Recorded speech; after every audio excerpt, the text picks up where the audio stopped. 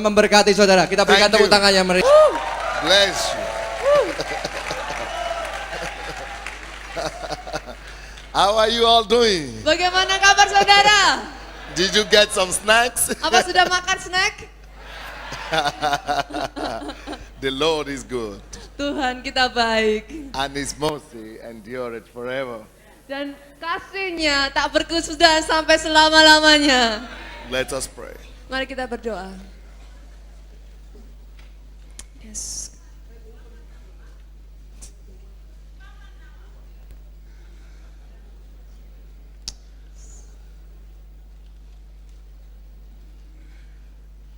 Master Jesus, Tuhan Yesus, you are glorious, Engkau Allah yang dipermuliakan. you are wonderful, Engkau luar biasa. you are excellent, Engkau yang terbaik Tuhan. you are marvelous beyond words. Engkau lebih dari perkataan bisa mengatakan Tuhan. We appreciate you, Master.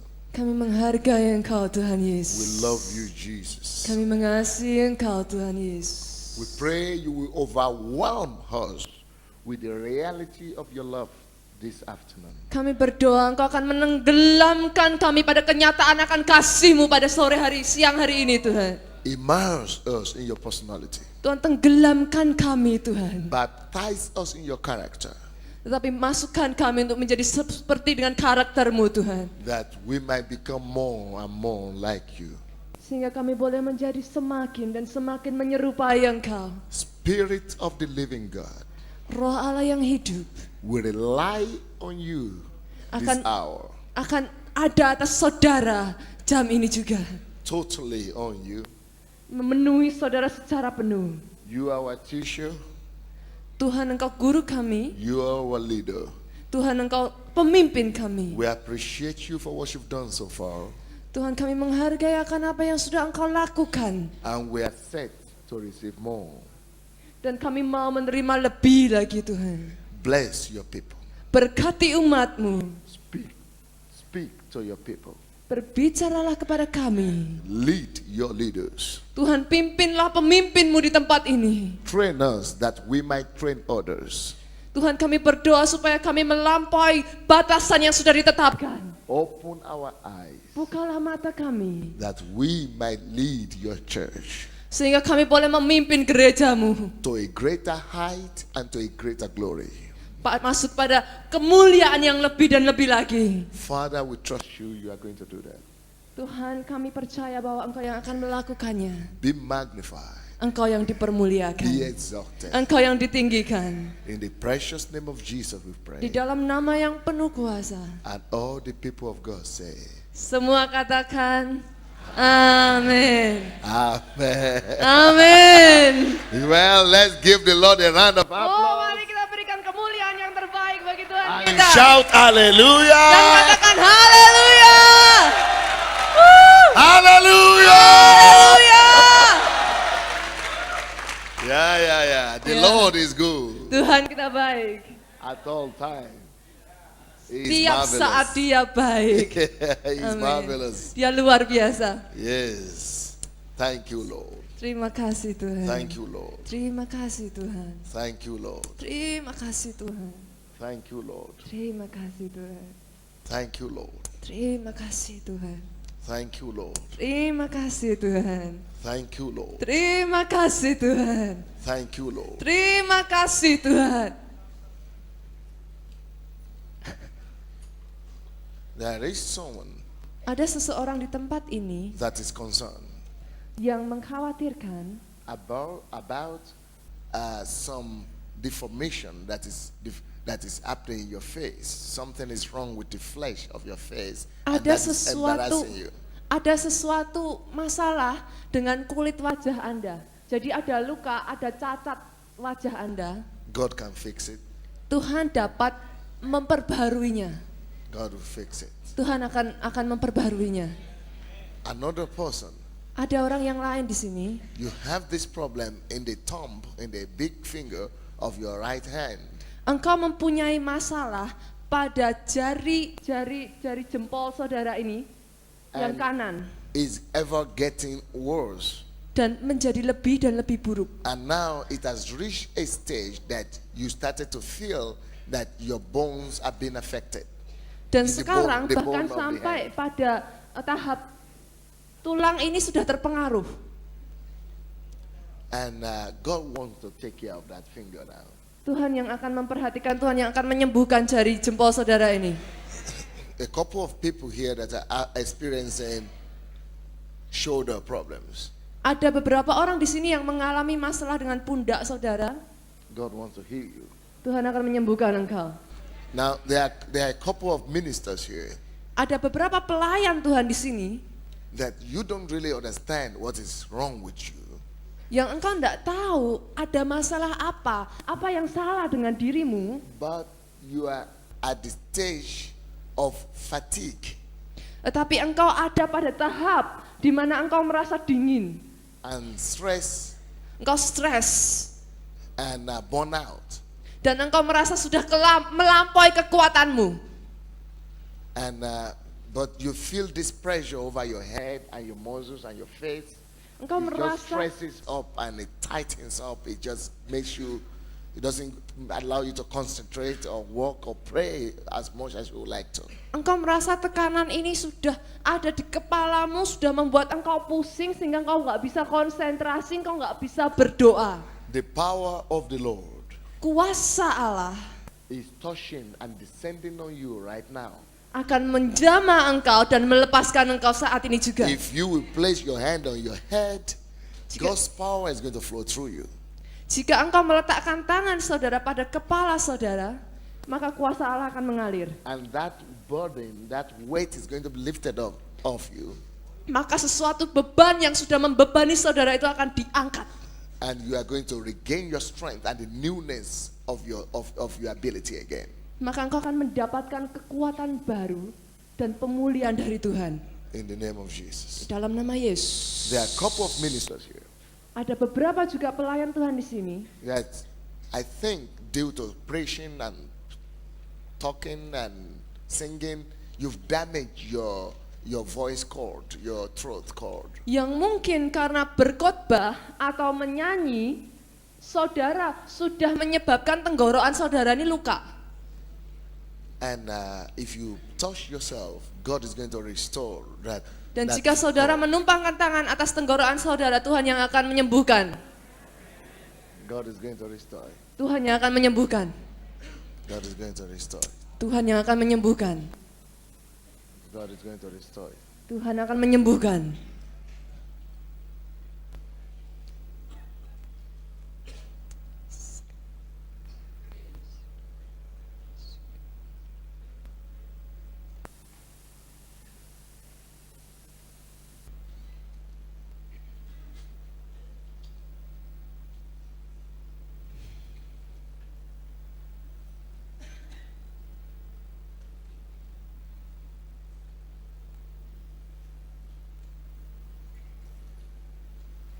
There are a couple of problems that I'm seeing around in the area of the head, and I'm trying to identify them, but I see there are various ones. Someone is having problem with losing the ears, someone is having problem with headache, someone is having problem with just some spots in the head.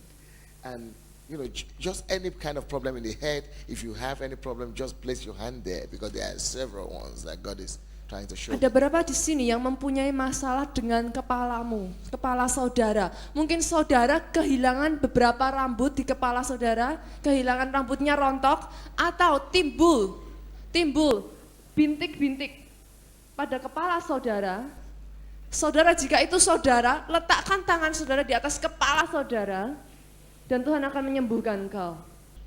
There are a couple of ladies, I think ministers' wives, Ada beberapa di sini istri dari pelayan Tuhan, and I guess some of them might not be here.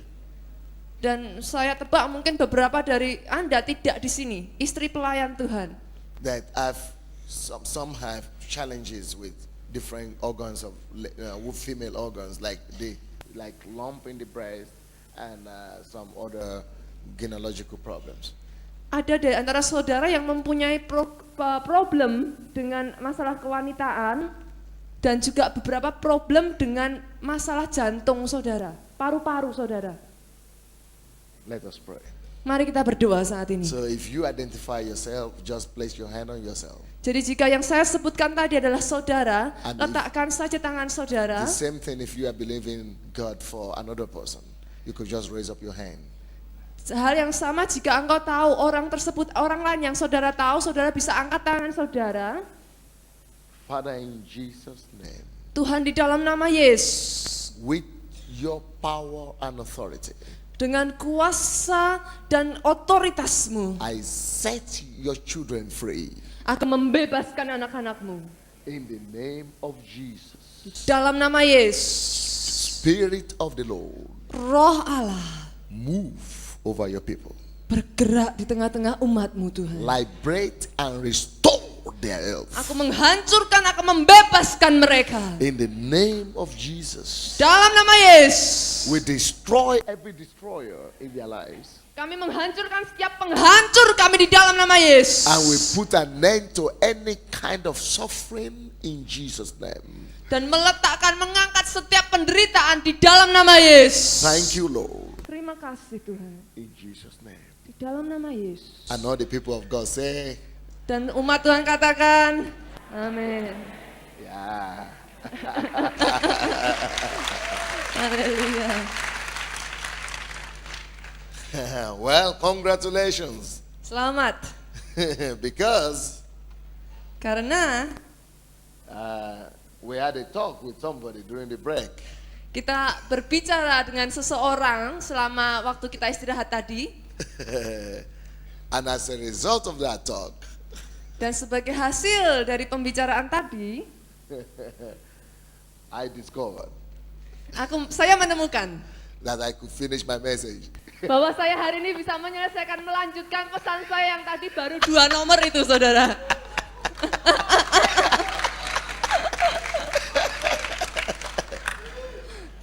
It's good when leaders of God are not religious. Sangat baik jika pemimpin saudara bukan seorang pemimpin yang hanya agamawi saja. So let's thank God for leaders who listen to the Holy Mari kita Ghost. bersyukur kepada Tuhan karena kita memiliki pemimpin yang mendengarkan suara Tuhan. Haleluya. So the pastor told me, Jadi pendeta Obaja mengatakan kepada saya, that don't be limited with time. Don't be limited oh, with time. jangan dibatasi waktu. Gak usah dibatasi waktu. He said, don't just preach half messages. Just go ahead and finish everything. Oh, jangan hanya bicara setengah pesannya saja dong. Selesaikan dong hari ini. Wonderful. Luar biasa. So you are going to get all the points. Jadi saudara akan dapat semua 5 poinnya tadi. Yeah, you can clap, you can clap. Saudara bisa tepuk tangan dong. Haleluya. Yes. Have you been enjoying yourself this day? Saya sudah menikmati hari-hari saya yang ada di tempat ini. Have you been enjoying yourself this day? Apakah saudara menikmati sewaktu saudara ada di tempat ini? Wonderful. Luar biasa. Well, we had 2 points in the morning. Kita sudah membahas 2 poin pagi tadi. So who could remind me what are those points? Saya ingin, apakah saudara masih mengingat satu dari poin tersebut? Ingatkan saya. Which was the first one? Apa poin pertama? I don't understand that. Dia nggak bisa dengar. Lebih keras lagi yang bersama-sama. Strategy, workable principle. Oh, structure. Workable structures. Workable structure. And administration. Dan administrasi. Okay, second point. Yang kedua, leadership. Development of leaders Pengembangan kepemimpinan or leadership development. atau pengembangan kepemimpinan. Okay. Baiklah. Now you remember what the topic we're talking about? 5 steps to an unlimited church growth. Jadi saudara ingat ya pembicaraan kita tadi, 5 kunci untuk pertumbuhan yang tidak terbatas. 5 points 5 poin, 5 kunci. to an unlimited Untuk membawa pada pertumbuhan church growth. yang tak terbatas. And we said the word unlimited is especially underlined. Dan kita sudah katakan tadi, kita sudah setuju, kata-kata tak terbatas akan kita garis bawahi. So the third point that will lead you and provide and secure for you an unlimited growth in your world is what we're going to talk about now. Jadi sekarang kita akan berbicara mengenai 5 kunci yang akan membawa saudara pada pertumbuhan yang tidak terbatas. So that third point is seen from Isaiah chapter 8. Jadi poin yang ketiga sekarang ini akan kita ambil dari Yesaya pasalnya yang ke-9, pasal yang ke-8. Isaiah chapter 8 verse 18. Yesaya yang ke-8, ayatnya yang ke-18. Isaiah 8 verse 18. Yesaya 8, ayat yang ke-18. Now I do not know how this is going to sound in your language. Saya tidak tahu bagaimana untuk menerjemahkan ini, diterjemahkan di dalam bahasa saudara. But after reading it, I will try to make myself plain. Jadi setelah saya membacanya, saya akan berusaha untuk membacakan ini bagi saudara. Alright, verse 18 says, Ayat yang ke-18 katakan, I and the children whom the Lord has given me, we are for signs and wonders in Israel, from the Lord of hosts who dwells in Mount Zion. Saya akan bacakan sesuai dengan Alkitab Bahasa Indonesia terlebih dulu. Sesungguhnya aku dan anak-anak yang telah diberikan Tuhan kepadaku adalah tanda dan alamat di antara orang Israel dari Tuhan semesta alam yang diam di gunung Sion. In essence, it says, I and the children the Lord has given me. Di dalam bahasa Inggrisnya dikatakan, aku dan anak-anak yang Tuhan telah berikan kepadaku, We, I and the children the Lord has given me, are for signs and wonders in jadi Israel. saya dan anak-anak yang Tuhan telah berikan kepada saya, ditujukan Tuhan akan memakai saya dan anak-anak saya untuk melakukan tanda-tanda dan mujizat di dunia ini. And that comes from the Lord of hosts who lives on Mount Zion. Dan tanda-tanda dan mujizat itu berasal dari Tuhan yang tinggal di Gunung Sion ini. Now, you and the children the Lord has given you means you and the members, because your members are your spiritual children. Jadi yang dimaksudkan di sini dengan saya dan anak-anak saya, saudara dan anak-anak saudara adalah saudara beserta dengan anggota saudara karena mereka adalah orang yang akan saudara layani.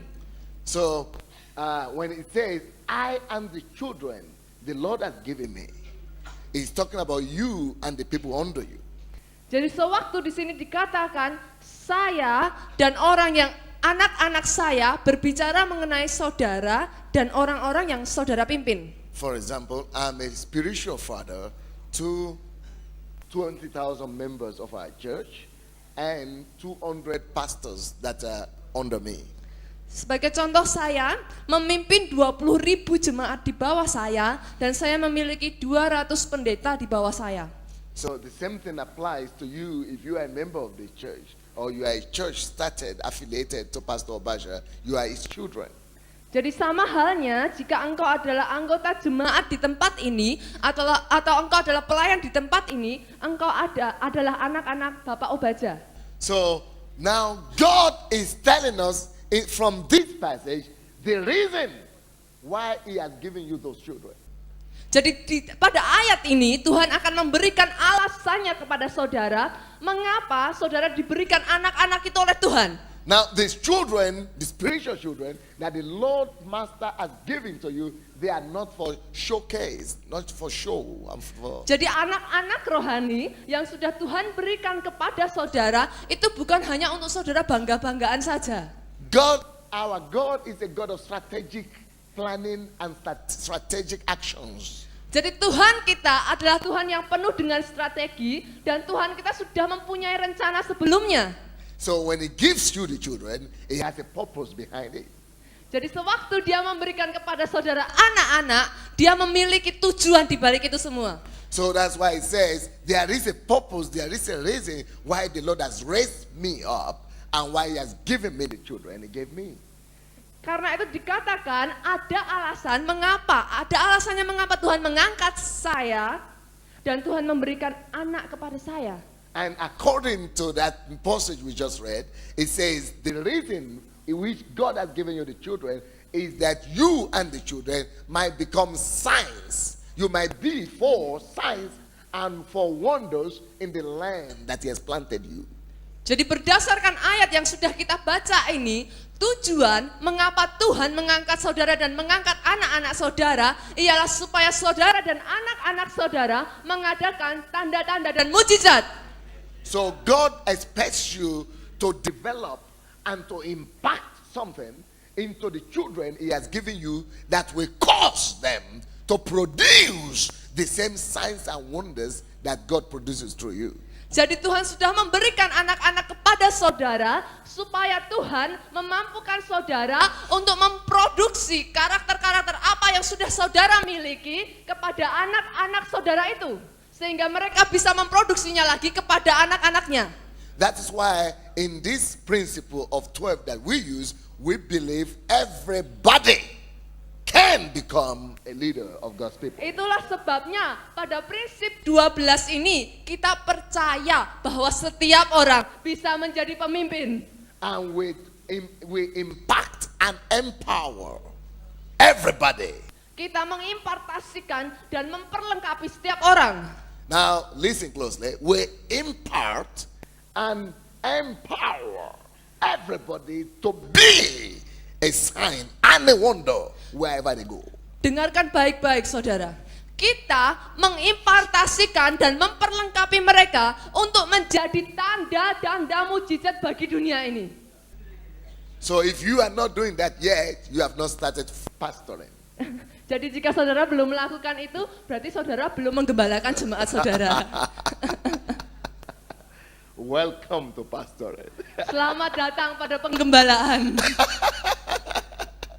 Now, he said, I am the children that the Lord has given me, all for signs and wonders in Israel. Dikatakan saya dan anak-anak yang Tuhan berikan kepada saya dengan tujuan untuk mengadakan tanda dan mujizat. So, the children that the Lord has given you, they are your potential power to become anything God wants you to become in that land. Jadi anak-anak yang sudah diberikan Tuhan kepada saudara adalah pemimpin yang potensi, yang berpotensi untuk mewujudkan apa yang Tuhan ingin lakukan di dalam kehidupan saudara. I think it's in Psalm 125 or 126 or 127. I can't remember because Mungkin ada di dalam Mazmur 125, 126 atau 127, saya lupa. It says, children are blessings from the Lord. Dikatakan bahwa anak-anak No, adalah let's- berkat dari Tuhan. Mari kita buka saja. Let's go to that scripture Mari kita buka saja. briefly.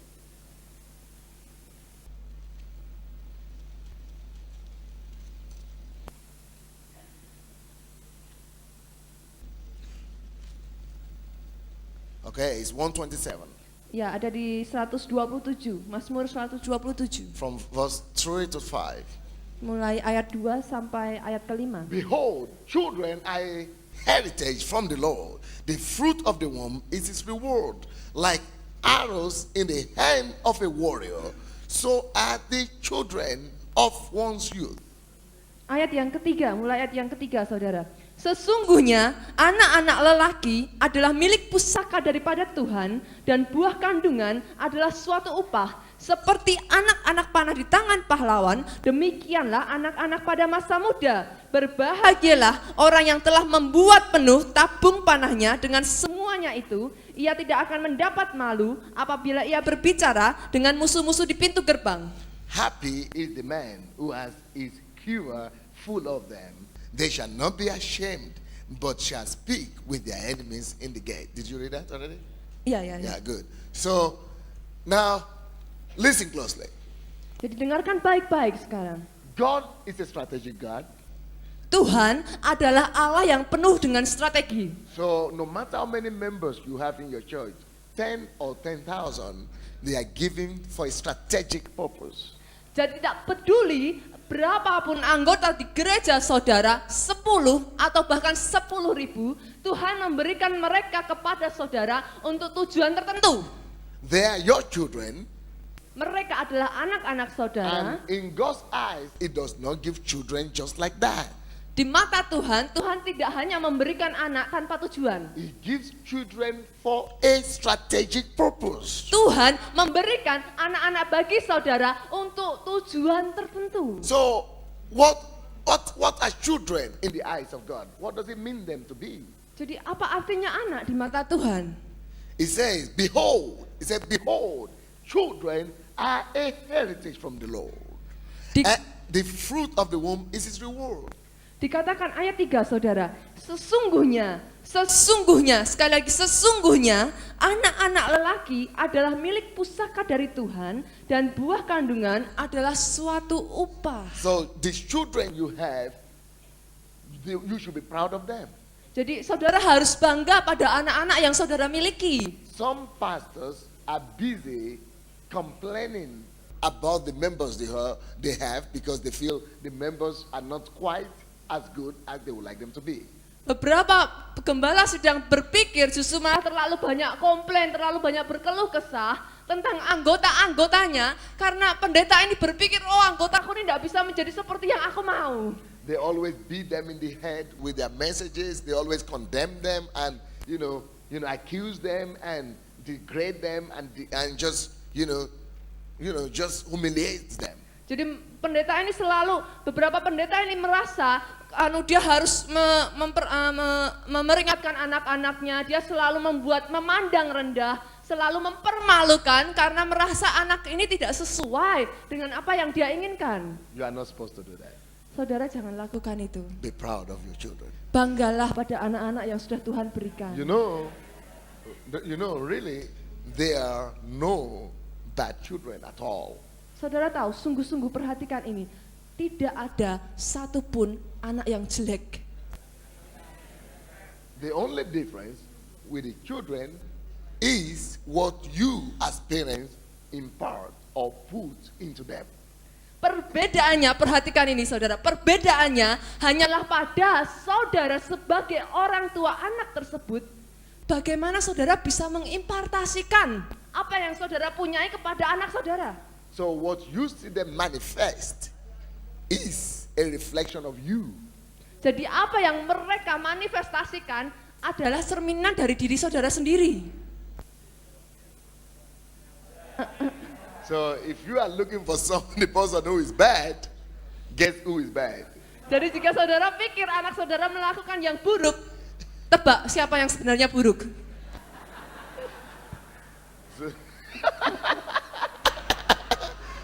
So don't be those kind of leaders and pastors. Jadi jangan jadi pastor dan pemimpin yang seperti ini. Who beat down their members and humiliate them and all that. Yang mempermalukan mereka, yang selalu menekan mereka. Love them.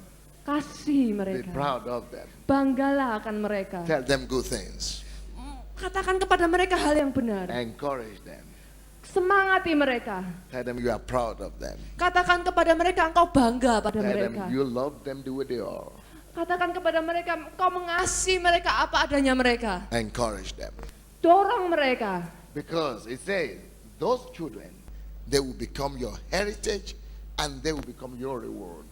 Karena di sini dikatakan bahwa anak-anak tersebut akan menjadi milik pusakamu dan menjadi upahmu.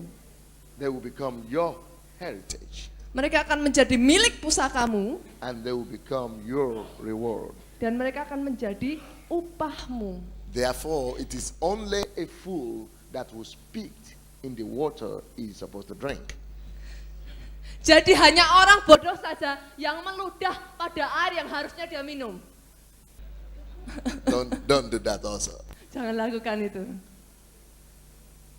Be proud of your members and let them know about it. Banggalah pada anggota saudara dan buatlah mereka mengerti kalau saudara bangga kepada mereka. Then, when you treat them like that, they will later become your inheritance and your reward. Jika saudara memperlakukan mereka dengan cara demikian, nantinya mereka sungguh-sungguh akan menjadi milik pusaka saudara dan akan menjadi upah bagi saudara. In what sense? In what sense? How would they become? Bagaimana mereka bisa jadi seperti itu? Bagaimana? Because when you tell them to do things, now they will be active and willing to do it. Karena sewaktu saudara melakukan itu dan saudara mengatakan kepada mereka untuk melakukan sesuatu, karena mereka sudah merasa bangga, mereka akan dengan sangat aktif melakukannya. And what they do will bring you reward and inheritance. Mereka akan mengatakan, aku mau melakukan ini sehingga ini bisa menjadi milik pusakamu dan menjadi upahmu. No leader is great by himself. Tidak ada seorang pemimpin pun yang luar biasa hanya karena dirinya sendiri. What has made Pastor Obaja great are his children. Apa yang membuat pendeta Obaja ini luar biasa adalah karena anak-anaknya.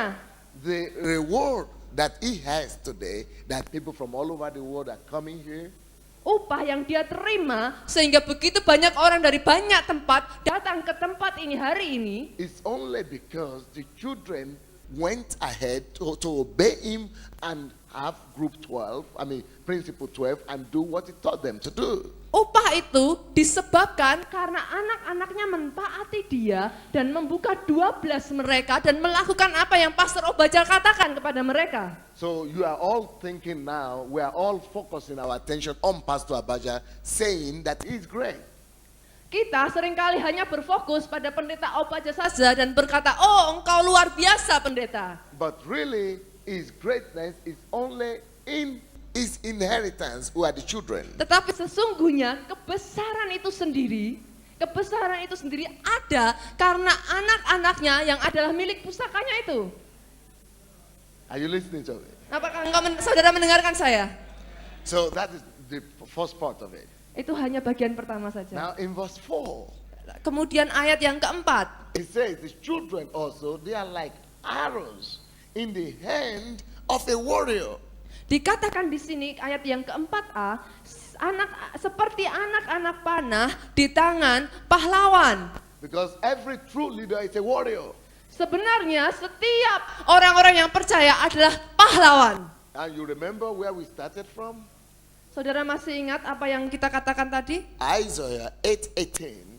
Yesaya 8 ayat yang It ke-18. says, I and the children that the Lord has given me, we are for signs and wonders. Aku dan anak-anakku, kami ada untuk melakukan tanda-tanda mujizat. And this place is telling us children are arrows. Dan pada ayat ini dikatakan anak-anak adalah seperti anak panah. And that you are a warrior. Dan bahwa saudara-saudara ini adalah pahlawan. And Isaiah says, you and the children are for signs and wonders. Sedangkan di dalam Yesaya dikatakan bahwa engkau dan anak-anakmu ada untuk melakukan tanda mujizat. Are you getting the logic here? Apa saudara menerima perumpamaan persamaan ini? So, Persamaan di sini. the reason God has given you those children is for you to be able to war through them. Alasan mengapa Tuhan memberikan anak-anak kepada saudara ialah supaya saudara bisa melepaskan mereka.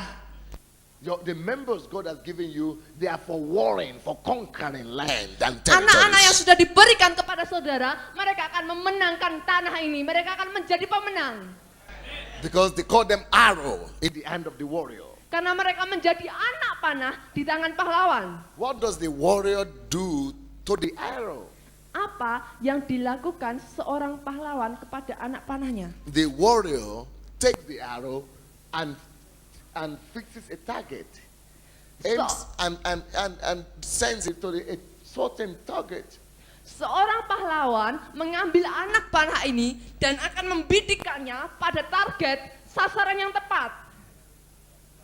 For example, if you want to kill an antelope, Sebagai contoh, jika saudara ingin membunuh As a seekor warrior. rusa sebagai targetnya, as a warrior with the arrow, you just need to target the target, and then, to aim the target and send the arrow.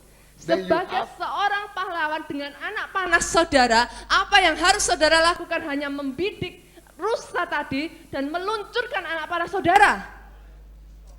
then you have a meat for food in the evening. Jadi saudara sudah dapat daging untuk dimakan. That is, you have inheritance and a reward. Itu yang dimaksud saudara memiliki milik pusaka dan upah saudara. Haleluya.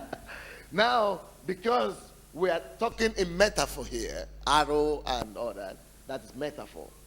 Jadi sekarang karena kita di sini berbicara mengenai anak panah dan pahlawan, ini hanya sesuatu perumpamaan. Symbolical, you know. Itu hanya perumpamaan saja. But in Isaiah, it talks more directly what the children are supposed to be. Tetapi di dalam Yesaya 8 tadi ayat yang ke-18 dikatakan dengan lebih jelas apa yang harus dilakukan anak-anak ini. It says, the children, I and the children, because we are warriors, that the Lord has given unto us,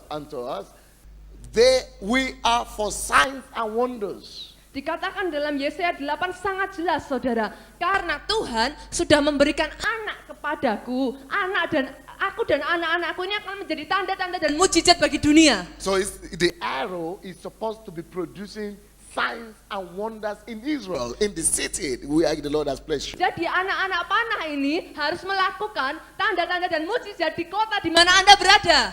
So that is the next point, the third point.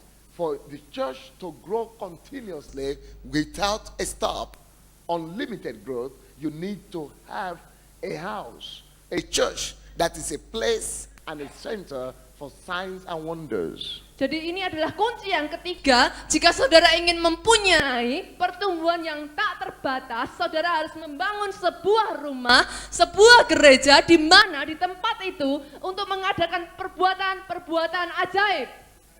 Man, she is good, isn't it? She is so good. Thank you. Clap for her. Clap for her. Tepuk tangan buat saya.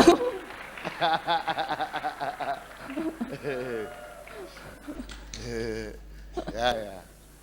So, he said, I'm saying that that is one of the major factors, keys to a continuous, unstopping, unlimited growth. You've got, your house is supposed to be a place of signs and wonders at all times. Jadi ini kunci yang ketiga saudara. Bagaimana caranya supaya pertumbuhan yang tak terbatas itu boleh terjadi di gereja saudara, ialah gereja saudara harus menjadi sebuah tempat di mana tanda dan mujizat terjadi. And according to that scripture in Isaiah, you should understand that it means, he said, I and the children that the Lord has given me are for signs and wonders. So a church that is supposed to have unlimited growth must be able to form an atmosphere. I'm sorry for going for so long, but we must be able to form an atmosphere where everybody could produce signs and wonders, not just the pastor alone. Jadi di sini alasannya kenapa Yesaya 8 mengatakan aku dan anak-anakku adalah tanda mujizat jika saudara menginginkan gereja saudara menjadi gereja yang bertumbuh tanpa batas.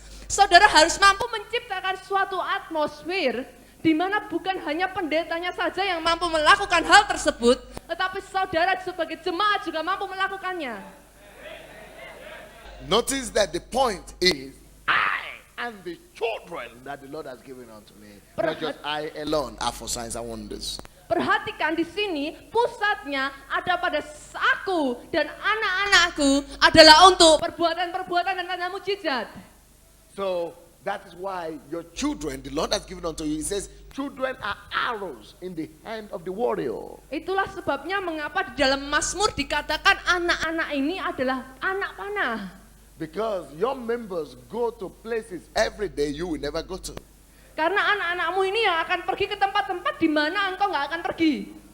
Your members live in neighborhoods Anak-anakmu ini tinggal di sesuatu, ada punya tetangga where you never live in. yang saudara nggak hidup di sana. Where you don't live in. They meet people you never meet.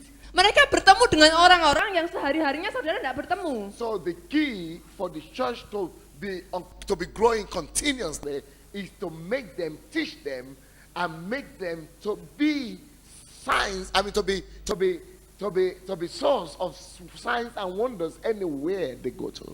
Jadi perhatikan saudara, kuncinya di sini ada bagaimana saudara membuat anak-anak saudara ini untuk menjadi tanda dan mujizat.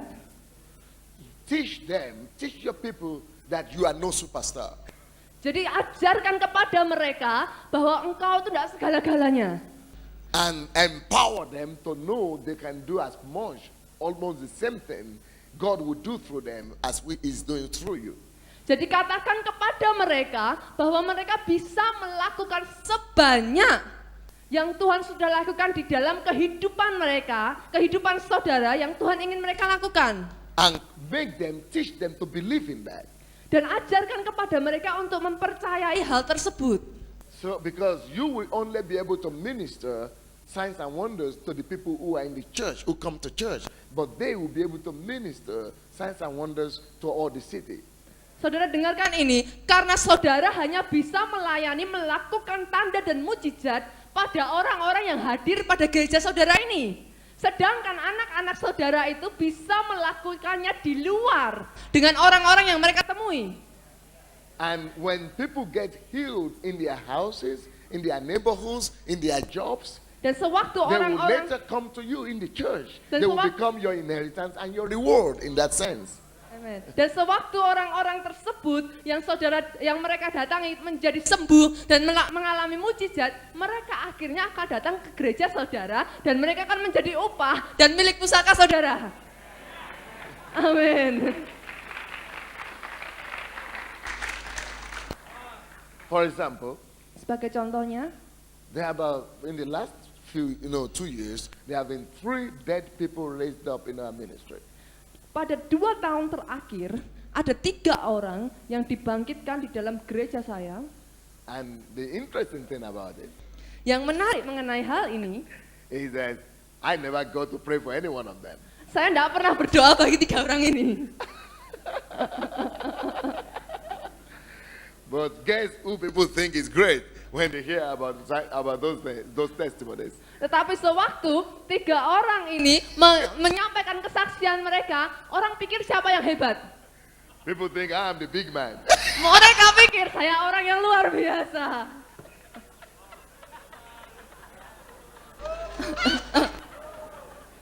But really, I didn't even raise anybody from the dead yet. Tetapi sesungguhnya bukan saya yang membangkitkan mereka dari kematian.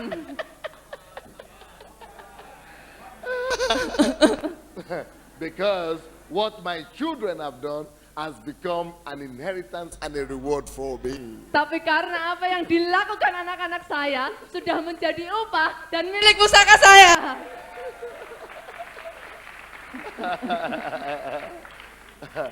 So he said, I and the children that the Lord has given unto me are for signs and wonders. I and the children, all of them. Jadi dikatakan saya dan semua anak-anak saya adalah untuk melakukan tanda-tanda dan mujizat. You see? So children are given to you for a strategic purpose. Jadi anak-anak diberikan kepada saudara untuk alasan tertentu. To become arrows in your hand. Untuk menjadi anak panah di tangan saudara. If you can make your children into arrows, you will eat their reward. Jadi jika saudara bisa membuat anak-anak saudara ini menjadi anak panah, saudara akan memakan upahnya. But if you keep on beating them down, Tapi jika saudara terus saja pukul mereka, hancurkan mereka, kau nggak bisa, you are not making them into arrows. mereka tidak akan bisa menjadi anak panah. So they don't bring signs and wonders and there is no reward for you to eat. Dan mereka jadinya nggak bisa melakukan tanda-tanda dan mujizat dan akhirnya saudara nggak dapat upah apa-apa. So they are miserable and you are more miserable. Jadi mereka itu udah sangat bermasalah, saudara juga lebih bermasalah dari mereka.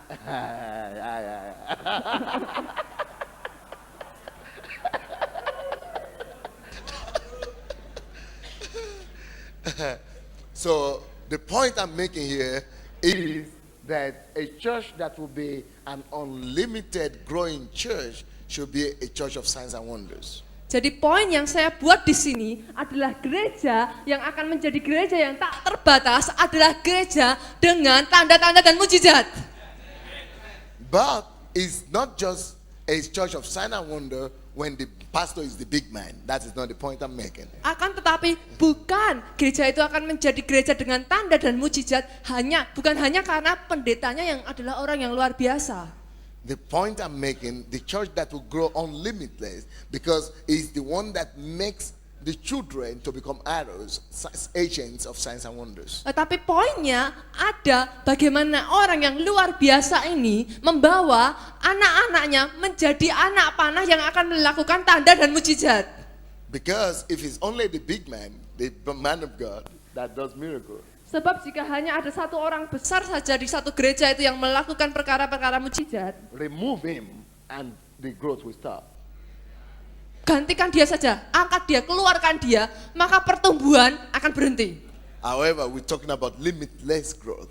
Tetapi sekarang ini kita sedang berbicara mengenai pertumbuhan yang tak terbatas. What assures your unlimitedness are the children that you raise up to apa yang become arrows. Apa yang menyebabkan pertumbuhan kita ini tak terbatas adalah anak-anak yang saudara akan bangkitkan, yang akan menjadi anak panah. Is that right? Apakah itu benar? Did you really get that point? Saudara benar-benar mengerti ya ini ya poinnya ya? Yeah. It will help you if you live by it. Jika engkau sudah mendengarkannya, saudara harus menghidupinya, melakukannya. You know, you can write other places down. Saudara bisa tulis yang ayat yang lain. Acts Kisah Para 5, Rasul 5 12 to 16. ayat yang ke-12 sampai ke-16. It confirms those points I've made. Itu juga berasal dari poin yang saya buat tadi. And John chapter 3 verse 2. Dan Yohanes pasal yang ketiga ayat yang kedua. It- Saudara catat saja. They all confirm the same point. Mereka juga meneguhkan poin yang sama yang saya tadi sudah buat. But I don't need to go into it again because I don't need to go into details because I will go to tomorrow.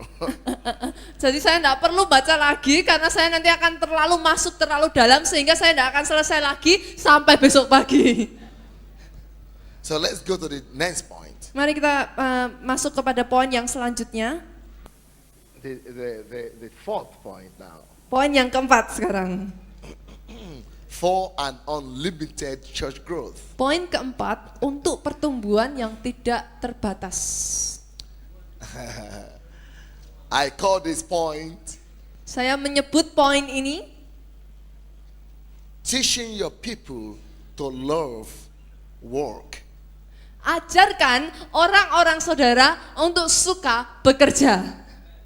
Teach your people to love work. Ajarkan kepada mereka untuk mencintai pekerjaan mereka. Because in Matthew chapter 9, Karena di dalam Matius Chapter ayatnya 9. yang ke-9 verses 36 to 37, ayat pasal yang ke-9 ayat 36 sampai 37.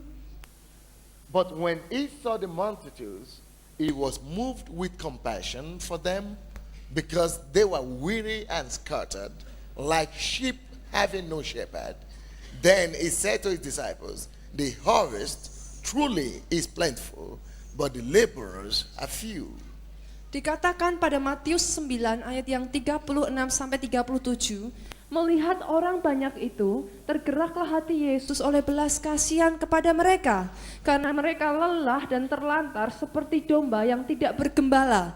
Maka katanya kepada murid-muridnya, tuaian memang banyak, tetapi pekerja sedikit. So the harvest is not the problem. The average? The harvest Oh, jadi tuaian bukanlah masalahnya, is not the problem.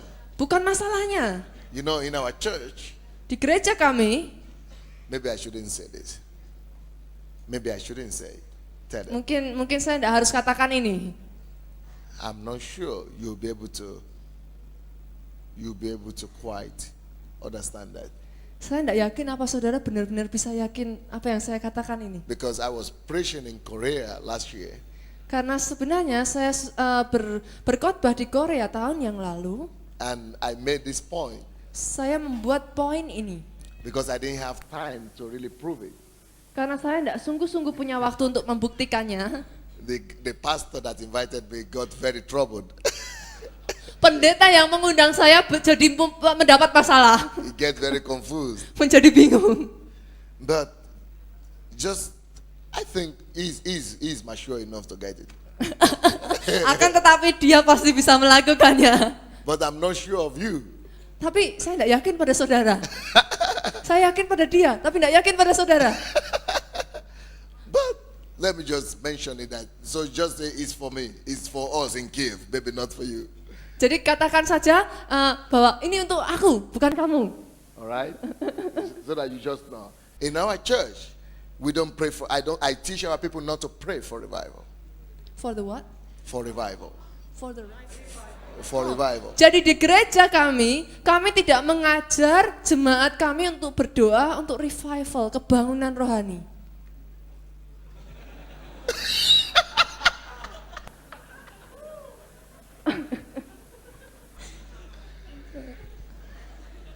Now you can understand that Korean man, eh? Sekarang saudara ya mengerti maksud saya kenapa saya tidak mau ngomong ini. I think you can understand that guy who got mad at me, eh? Jadi saudara bisa ngerti kenapa pendeta yang di Korea tadi marah kepada saya. Because you are also almost getting mad, eh? Karena saudara juga mungkin hampir marah pada saya ini. No, don't worry about it. Enggak, saudara. I said people should not pray for revival. Saya katakan orang-orang kami jangan berdoa untuk kebangunan Because rohani. what is revival? Karena apakah sih artinya sebenarnya kebangunan rohani? Revival is harvest. Kebangunan rohani adalah tuaian. And God said harvest is plentiful. Dan Tuhan berkata tuaian itu banyak.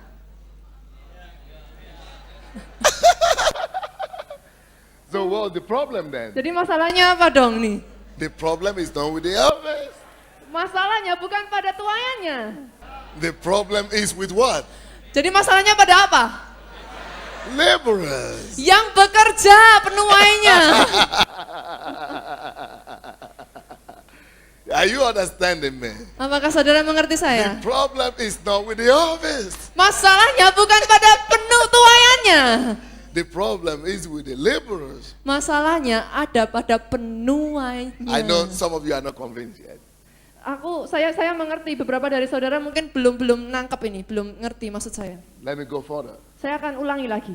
If you open your Bible to the book of John chapter 4, Jika engkau membuka buku Alkitab saudara pada kitab Yohanes, from verse 34 to 39, pasal or to keempat, 42, pasal keempat ayatnya yang ke-34 sampai ke-39, you will see Jesus told the people not to expect, not to say tomorrow or day after tomorrow there will be harvest.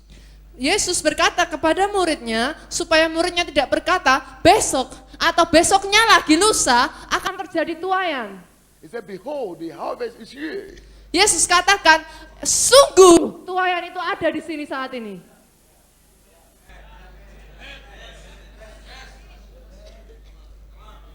And of course, I've got a preaching for it. It takes me 2 hours to just preach on that alone.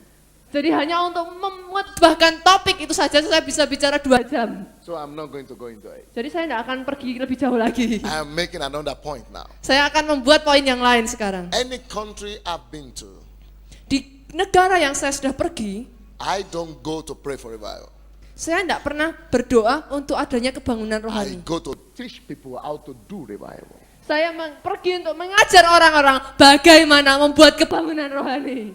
And when I have time to stay in a country or a city for 1 year, Jika saya bisa punya waktu untuk mengajar di sebuah kota untuk I mean, satu, there is no city, no place where I stay for 1 year that the whole city will not know that I'm around. jadi jika saya punya kesempatan untuk ada tinggal di dalam satu kota selama 1 tahun saja, tidak akan ada satupun dari orang itu yang tidak akan bertobat di kota itu. Not doing crusades, not doing evangelism, no, no, no, no. Tanpa adanya KKR rohani, tanpa adanya kesembuhan-kesembuhan seperti itu, Just KKR, by doing what I'm doing now.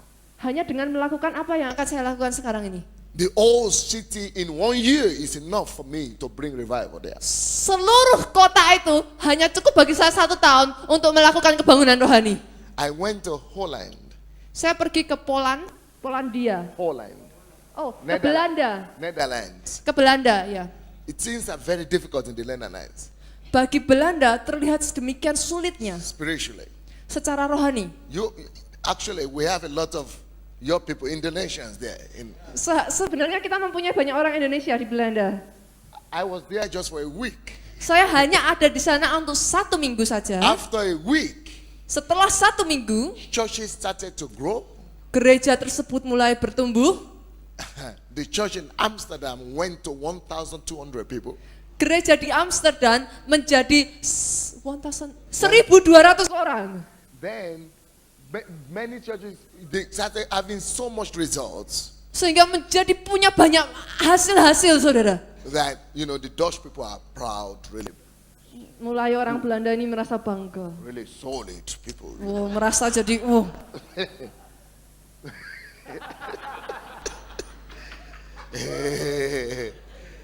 But Akan tetapi, after that 1 week there, setelah 1 minggu di sana,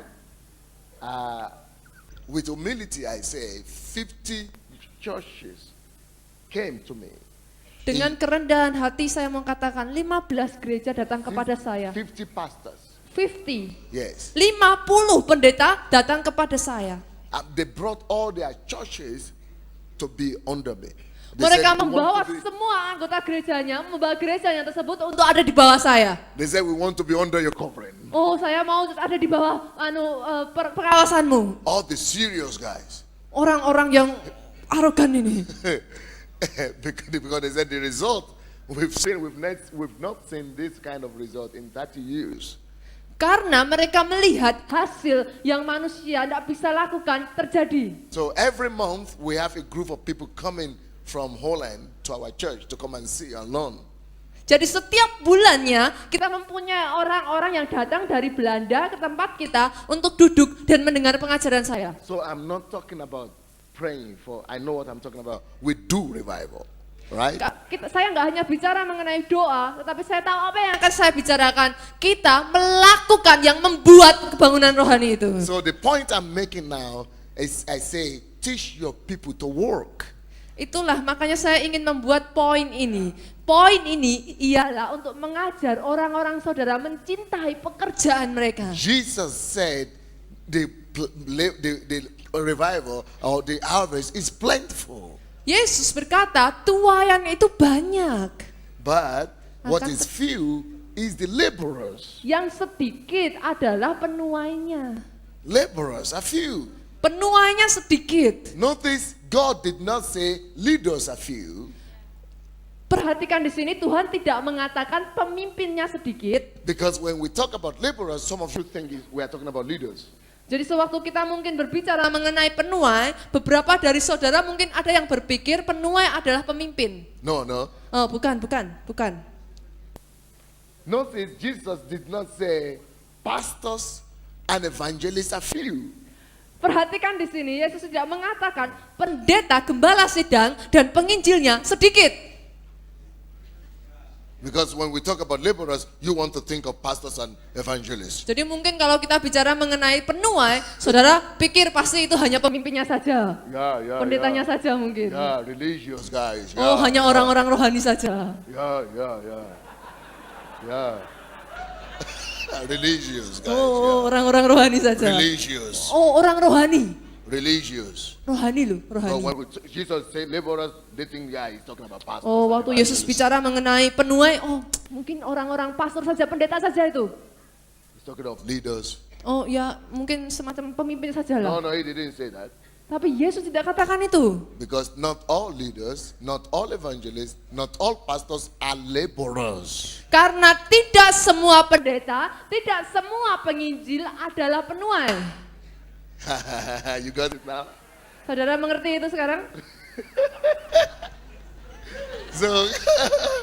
So Jesus really does not need another evangelist, pastor, or whoever, leader. He needs a laborer. Jadi Yesus benar-benar tidak memaksudkan bahwa penuai ini hanyalah pendeta, hanyalah penginjil. Bukan. God is in need of workaholics. Jadi Yesus sedang membutuhkan orang-orang yang senang bekerja. You know, we have the word alcoholics Saudara tahu kita punya kata-kata alkoholik ya? They are those alcoholics. Yeah, yeah. You know, we have the word alcoholics. Yeah, we have that. Oh, kita betul kok. Kita punya kata-kata alkoholik. Yeah, those are people who can only survive on the basis of alcoholism.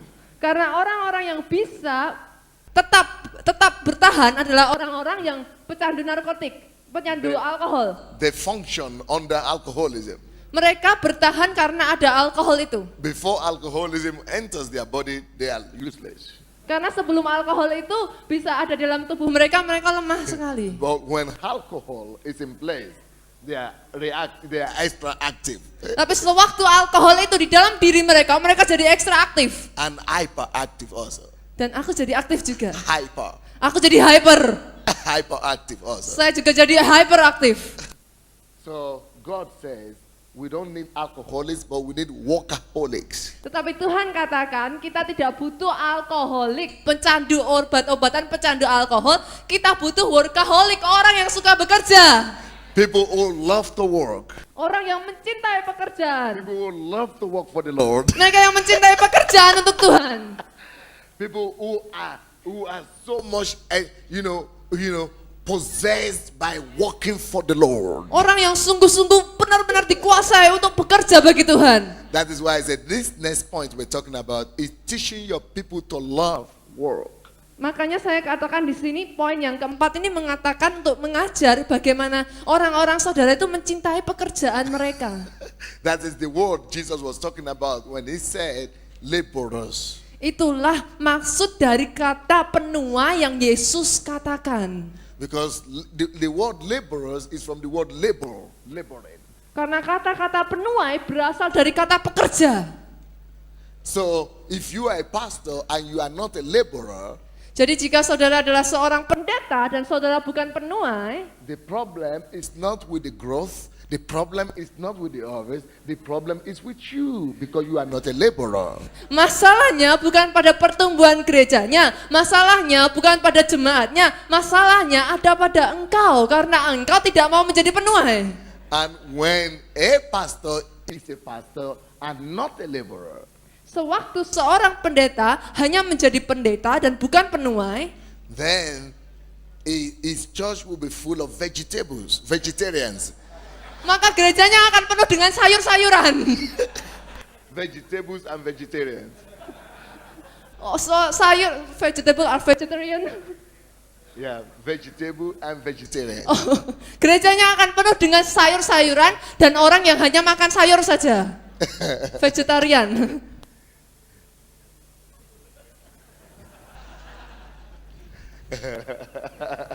So that's why I'm saying when Jesus said pray for workers, pray for laborers, he did not say pray for pastors because being a pastor does not automatically mean you are a laborer.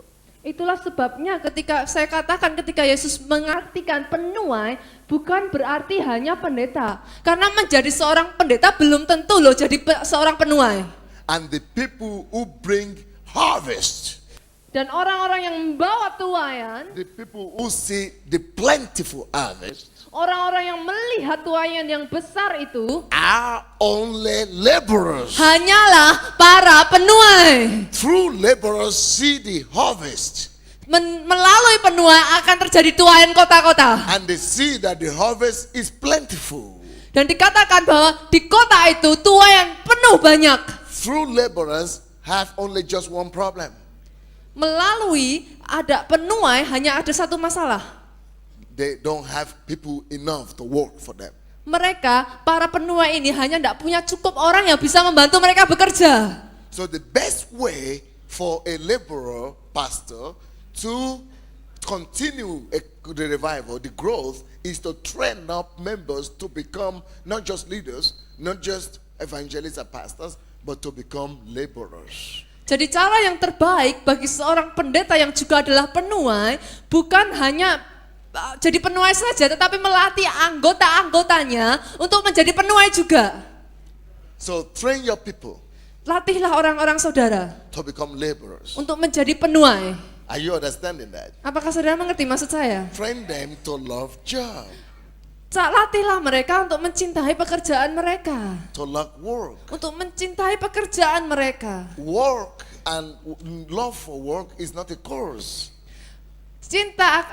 Saudara menyukai bekerja itu bukanlah suatu kutukan. Let me show you something. Saya akan tunjukkan sesuatu di This sini. will blow your mind, but it's true. Ini mungkin akan meledakkan pikiran saudara, tapi ini kebenaran. Open your Bible to the book of Genesis, chapter 2. Buka buku Alkitab saudara pada Kejadian pasal yang kedua. When God created man Sewaktu Tuhan menciptakan manusia and put him in the Garden of Eden, dan menaruhnya di taman in the Garden of Eden, Taman Eden, in the Garden of Eden, di Taman Eden, the first instruction God gave to man was this. satu perintah pertama yang Tuhan katakan kepada manusia adalah ini. Is that man should work. Iyalah agar manusia itu bekerja. So before God recommended marriage to man, Jadi sebelum Tuhan memberikan mandatnya kepada manusia, he commanded him to work. Tuhan memerintahkan manusia untuk bekerja. Let's go to Genesis 2:15. Mari kita baca Kejadian 2 ayat yang ke-15.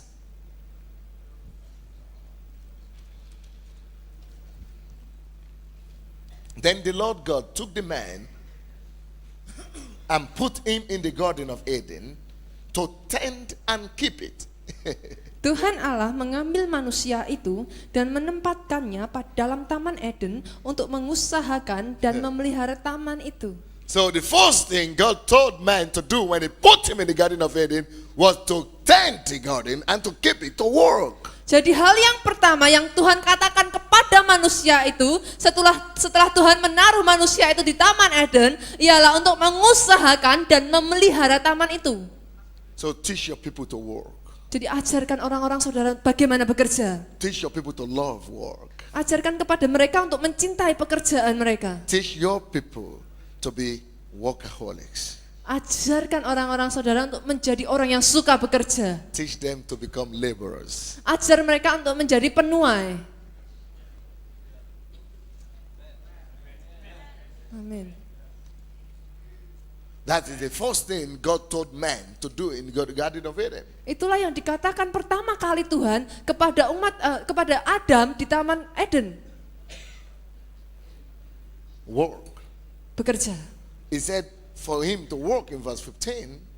Dikatakan ayat yang ke-10 Tuhan mengatakan kepada Adam untuk bekerja. And only in verse 18 he gave him wife. Dan barulah pada ayat yang ke-18 Adam mendapatkan istri.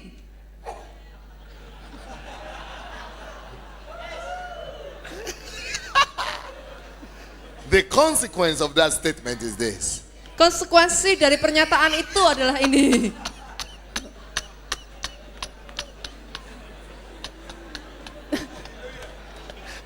Haleluya. Nobody in the church has the right to think of marriage. Tidak ada seorang pun di gereja yang punya hak untuk berpikir mengenai pernikahan terlebih dulu Until sampai you have a work that is stable, that you are doing somewhere you are proving yourself. saudara sampai sudah bekerja, membuktikan bahwa saudara bisa bekerja dan saudara sudah stabil. Somewhere where you are proving yourself. Sampai pada saudara bisa membuktikan diri saudara sendiri.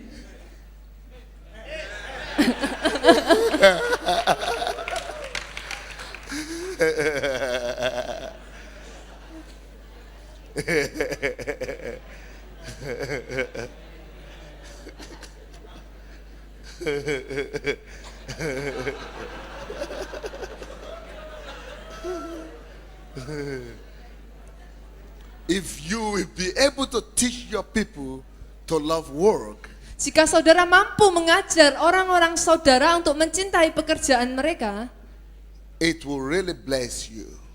hal ini akan sungguh-sungguh menjadi berkat bagi saudara. And you know the best way to teach them to do it?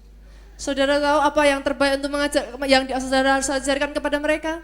Teach them by your example. Caranya ialah mengajarkan mereka kepada mereka sesuai dengan contoh dan teladan saudara sendiri.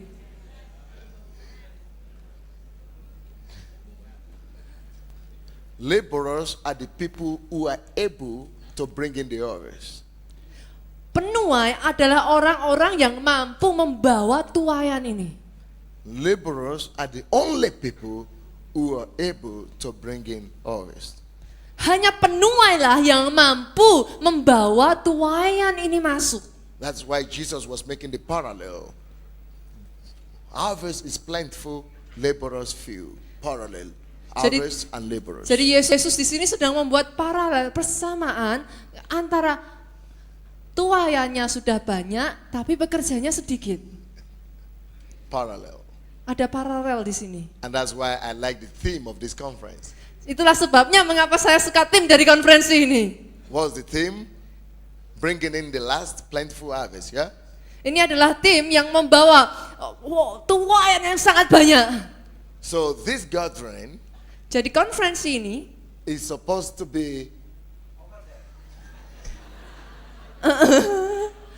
jadi temanya, lihat saudara, ini temanya masuk tuaian besar akhir zaman. Yeah, it's supposed to be a conference for people who know how to bring in plentiful harvest. Jadi sebenarnya konferensi ini hanya untuk orang-orang yang tahu bagaimana toh caranya membawa tuaian ini. And that's the secret we are telling you now. Itulah rahasia yang sedang saya bicarakan kepada saudara saat ini. The only people who will be able to bear that responsibility and bring in the plentiful harvest Orang satu-satunya orang yang mampu membawa tuaian yang besar ini untuk masuk are laborers. hanya penuai. So this gathering is supposed to be a gathering of laborers. Jadi perkumpulan di sini, konferensi ini sebaiknya adalah untuk konferensi para penuai. But if you are not yet a laborer, you will become one. Jadi jika saudara belum jadi penuai, saudara harus jadi penuai saat ini. Hallelujah! Haleluya. Look somebody in the face. In the eyes. Lihatlah mata saudara di sebelah saudara, orang di sebelah saudara, lihat pada matanya. Lihat matanya. Look somebody in the eyes. Lihat pada matanya. And tell them. Dan katakan kepada mereka, ayo lihat matanya dulu dong. Yeah, and tell them. Dan katakan kepada mereka, are you learning anything at all? Learning. Are you learning? Learning anything? Are you learning? Are you getting anything at all? oh oke. Apakah saudara mendapatkan sesuatu? Katakan dong, lihat matanya. Apakah saudara mendapatkan sesuatu? Kamu dapat sesuatu enggak? Now everybody answer me. Are you learning anything at all? Sekarang semuanya jawab pertanyaan saya. Apakah saudara mendapatkan sesuatu? Yeah. Beri tepuk tangan buat Tuhan kita. Luar biasa. The fifth and the last point. Yang kelima, poin yang terakhir. The fifth and the last point. Poin yang terakhir dan poin yang kelima. Let's open the book of Zechariah. Mari kita buka kitab Sakaria. Zechariah chapter 4. Sakaria yang keempat. Sakaria pasal 4.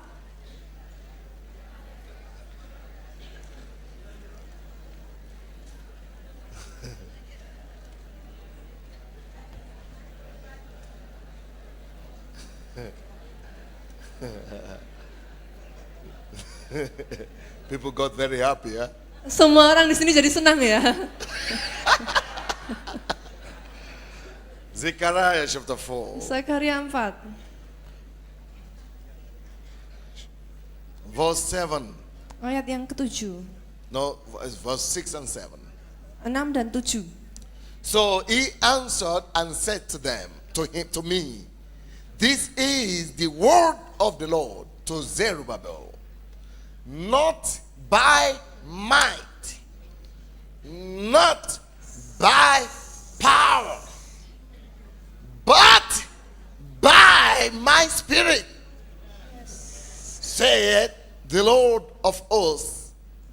Who are you, O great mountain?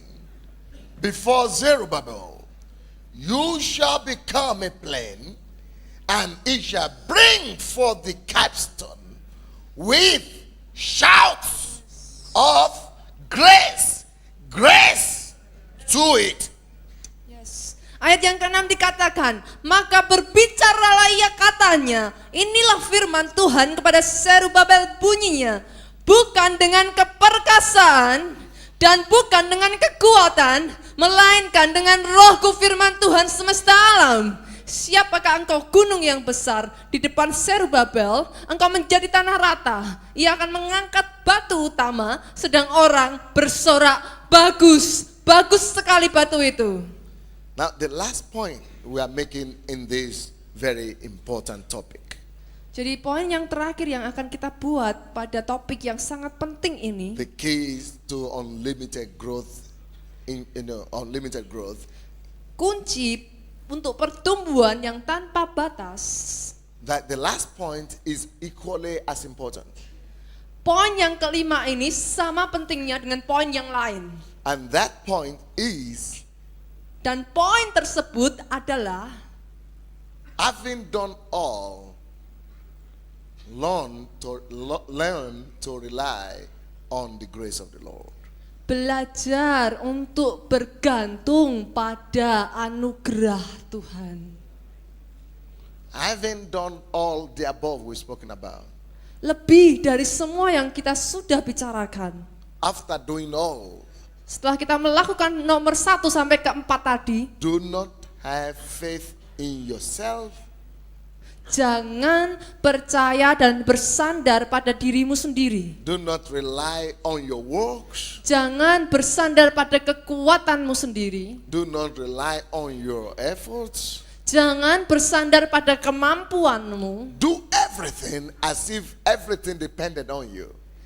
Lakukan segala sesuatunya seolah-olah itu bergantung pada dirimu. Give your best, Lakukan yang terbaik. but do not allow your faith to Ak- be in your works. Akan tetapi, saudara melakukan yang terbaik dengan bersandar kepada Tuhan.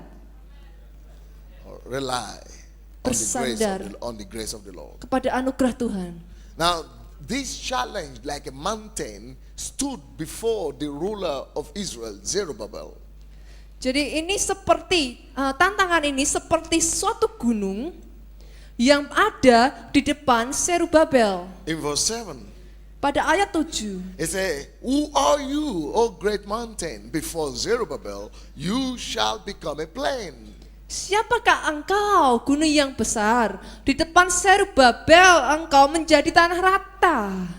So what gave him, Zerubbabel, the confidence to say that mountain shall become a plain is Yang menjadi alasan kenapa Zerubabel berani berkata bahwa gunung tadi akan menjadi tanah rata because it relies on the grace of God. adalah karena dia bersandar pada anugerah Tuhan. Notice it says, "He shall bring forth the capstone with shouts of grace." Grace, grace. That is his strong point. That is the basis that he relies on, grace. Saudara perhatikan ayat 7 dalam terjemahan asli bahasa Inggrisnya. Dikatakan waktu itu dia bersorak, ayat yang ke-7 bawah saudara. Bersorak, bagus, bagus. Sebenarnya dalam bahasa Inggris dikatakan grace, grace, anugerah, anugerah. After doing all, Jadi setelah melakukan semuanya, you say, "Father, saudara katakan kepada I Tuhan, cannot really do anything. Bapak, aku benar-benar tidak bisa melakukan apa-apa. I'm nothing without you. Aku tidak mampu tanpa Engkau. I say, without you, I cannot do anything. Tanpa Engkau aku tidak bisa lakukan apa-apa Tuhan. I've done my best, Lord. Aku sudah melakukan yang terbaik yang aku But mampu. if you don't give the result, I'm nothing. Tapi kalau Engkau tidak memberikan hasilnya, aku tidak mampu apa-apa Tuhan. I have planted, Aku sudah menjadi tanah rata, I have watered, aku menjadi tanah yang disirami. but you must give the returns. Saya sudah menanamnya, saya sudah menyiraminya, tapi pertumbuhan hanya berasal dari Engkau Tuhan. I depend on you, Father, Saya hanya bergantung kepada Engkau Tuhan. because according to James 4, Karena berdasarkan sesuai dengan verse Yakobus 4 7, ayat yang ke-7, God gives grace to the humble, Tuhan memberikan anugerahnya pada orang yang rendah hati. and He opposes the proud. Dan Tuhan membenci orang yang sombong. So what does grace do to you? Jadi apa yang anugerah Tuhan ini lakukan di dalam kehidupan saudara? When you rely not on your power, not on your effort, but on the grace of the Lord, what does that give you? Sewaktu saudara berusaha bersandar kepada Tuhan, bukan kekuatanmu, bukan gagah perkasamu, tetapi hanya kepada anugerah Tuhan, apa yang akan dilakukan anugerah ini dalam hidup saudara? We see the result in verse 6 of chapter 4 of Zechariah. Kita melihat hasilnya pada ayat yang ke-6, pasal 4 dari Sakaria ini. This is the word of the Lord to Zerubbabel, not by might, nor by power, but by my spirit, says the Lord of hosts. Lihat saudara, ayat yang 6 katakan, bukan dengan keperkasaan dan bukan dengan kekuatan, melainkan rohku, firman Tuhan semesta alam. When you rely on the grace of the Lord, Sewaktu saudara bersandar pada anugerah Tuhan, totally secara penuh, depending on Him, bersandar kepada Dia, the grace of the Lord releases the power of the Spirit to accomplish the work. anugerah Tuhan itu melepaskan kuasa Roh Kudus untuk mengerjakan pekerjaan saudara. That's your faith in the grace of the Lord. Karena itulah imanmu, kepercayaanmu pada anugerah Tuhan Takes the responsibility from you akan mengambil tanggung jawab itu dari saudara and places it upon the Lord. dan menempatkan tanggung jawab saudara kepada Tuhan. So much that the Spirit of the Lord will be saying to you, not by your might again, not by your power, but by the Spirit of the Lord. Suara Tuhan bisa berkata sekali lagi, bukan oleh kuat dan bukan oleh gagah, keperkasaan dan bukan oleh kekuatan, melainkan dengan rohku, firman Tuhan. In 1 Samuel chapter 2, I think, Dalam 1 Samuel pasalnya yang kedua, it says, by this arm of man, or by the strength of man, shall no man prevail. dikatakan dengan kekuatan manusia seseorang tidak akan bisa bertahan. No man shall prevail by the arm of the flesh. Tidak ada seorang pun yang bisa bertahan dengan kekuatan daging manusia ini. No man can excel with the arm relying on himself alone, on his own arm of the flesh. Tidak ada seorang pun yang bisa bertahan pada kekuatan dirinya sendiri. After doing all, rely on the grace of the Lord. Setelah saudara melakukan poin ke-1 sampai ke-4, bersandarlah kepada Tuhan. Always know Selalu ingat, that not by might, bukan dengan kekuatan, not by power, bukan keperkasaan, but by my Spirit, tetapi oleh rohku, says the Lord. firman Tuhan semesta Give alam. a round of applause to the Lord. Berikan kemuliaan yang paling meriah bagi Tuhan kita. Let's rise up. Mari bangkit berdiri saudara. I would like you to remind me the 5 points we've made Saya ingin saudara mengingat-ingat 5 poin yang tadi kita sudah buat. for unlimited growth. Untuk pertumbuhan yang tak terbatas. Number 1, Nomor 1, workable structure. workable structures. Struktur yang pas, yang cocok. Number 2, Yang kedua, leadership development.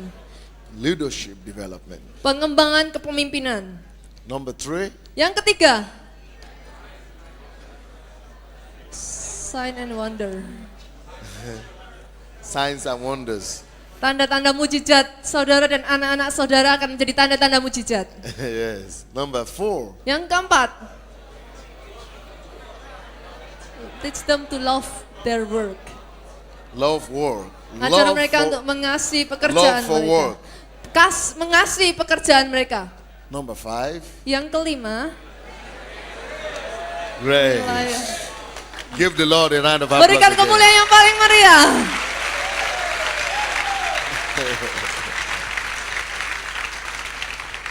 Thank you, sir. Haleluya, silakan duduk saudara. Ya, saya rasa kita semua sangat-sangat